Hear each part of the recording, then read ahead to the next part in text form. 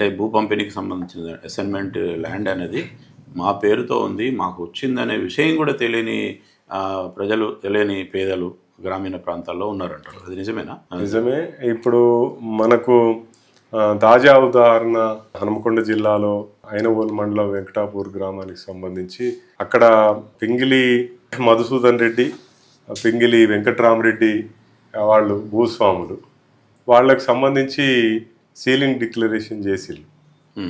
Ceiling చట్టం వచ్చిన తర్వాత 138 ఎకరాల పైచీలకు భూమిని డిక్లరేషన్ చేసిన భూమిని గవర్నమెంట్ 94లో అసైన్ చేసింది. 73 మందికి అసైన్ చేసింది. 120 మధుసూదన్ రెడ్డికి వందలాది ఎకరాలు ఉంటాయి కాబట్టి దాంట్లో సీలింగ్ డిక్లేర్ చేసి అది 138 ఎకరాల 138 ఎకరాల 32 గుంటలు, సుమారు 139 ఎకరాల భూమిని వాళ్ళు సీలింగ్లో డిక్లరేషన్ చేసింది.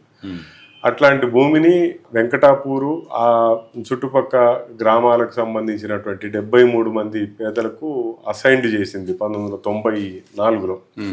అప్పుడే ఆర్డీఓ గారు దానికి కన్వీనర్గా ఉన్నటువంటి అసైన్మెంట్ కమిటీ 73 మందికి 121 ఎకరాలని అసైన్డ్ చేసింది. ఓకే.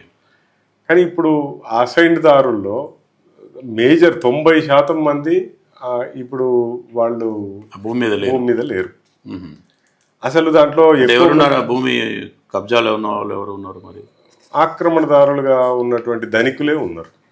ముఖ్యంగా కట్టా మనోజ్ రెడ్డి గారు,